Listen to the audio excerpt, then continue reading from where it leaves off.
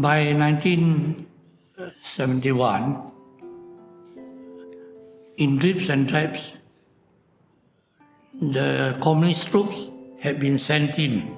So, as I mentioned just now about Senyap, that was part of the initial infiltration group. So, we got rid of the Senyap group of 7.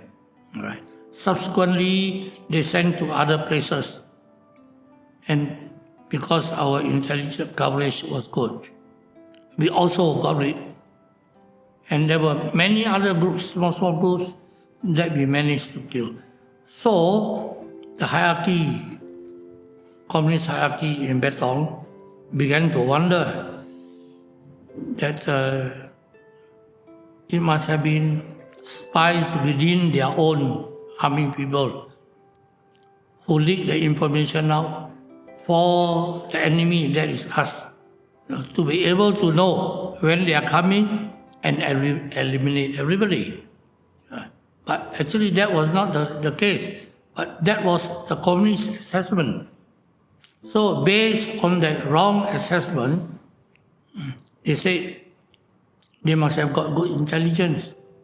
Now, who amongst the enemies, amongst the government, is running the intelligence? Then they came to the conclusion that it must be special branch who is getting all the information. The information had been given to the special branch by their troops.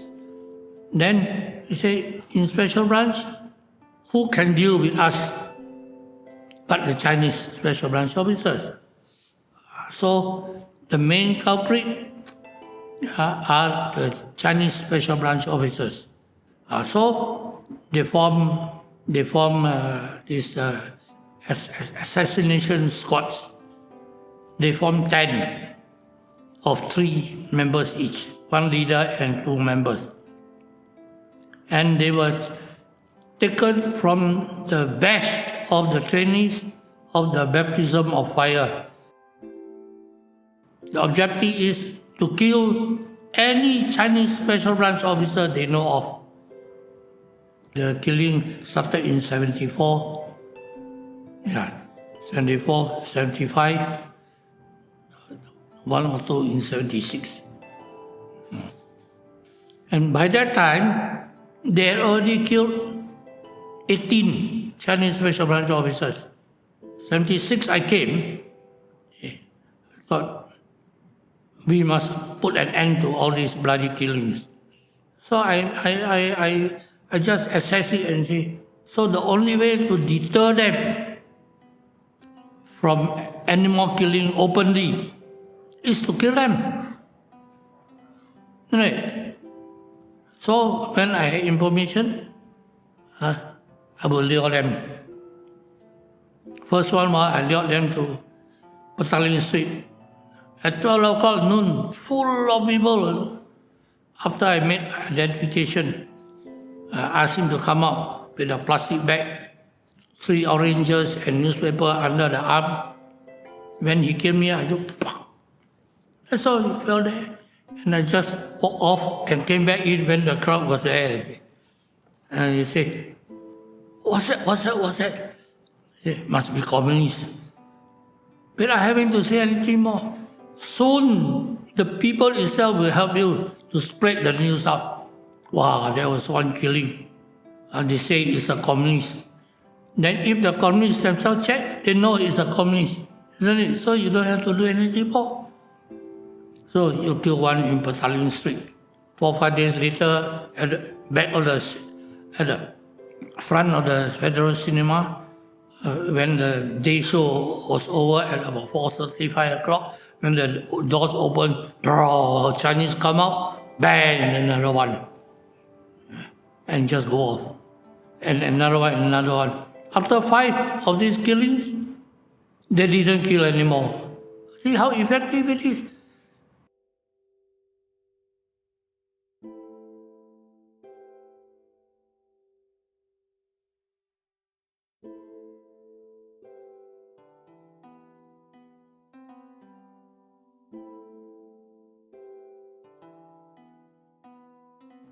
There was the CPM proper group, the MNLF, that bombed the National Monument. So we got that group also in 1976. We accounted for the 3824 of the assassins. Some we killed, some, but we accounted for all. And we lost 18 Chinese special branch officers to them.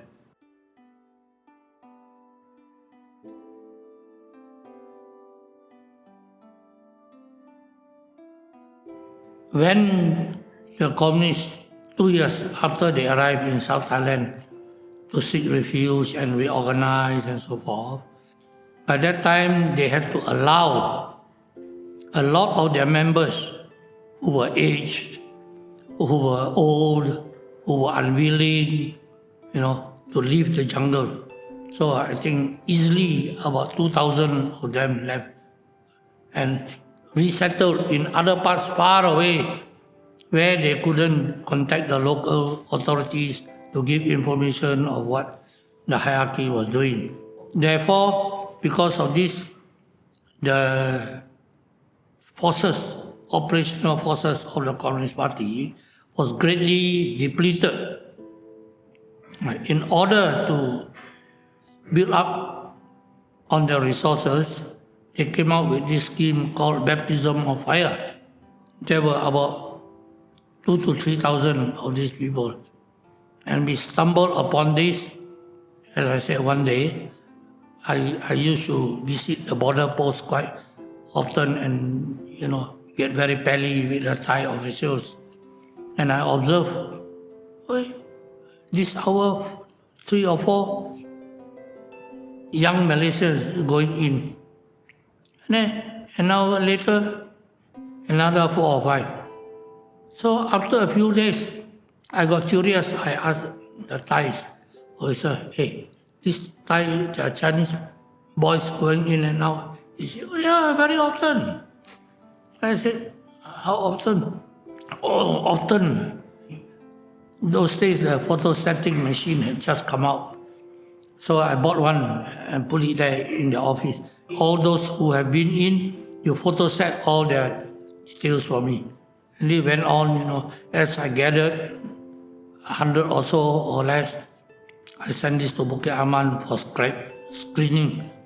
And found out most of them got subversive background, who were assisting the communists here before the communists were driven across. We had 2,000-3,000 of these people entrenched throughout the whole country to be on call when the forces in South Thailand come marching down. Then they already got ready-made supply points in food, in money, in intelligence. It becomes so very easy. After I was promoted to become the head of the Communist division in Bukit Aman, I had more powers than before, see. Then I said, well, if we allow this to happen, we are asking for trouble. So we must start operations against the underground first. All those who have been trained, jungle trained in the jungles of South Thailand. Well, that's how Ginseng was started. And we started sweeping the country from north to south.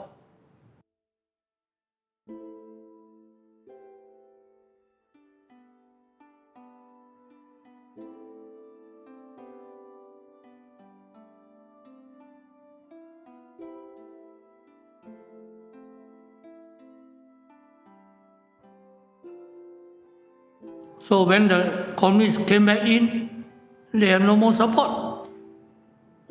No intelligence, no money, no food. Are they not going to be demoralized?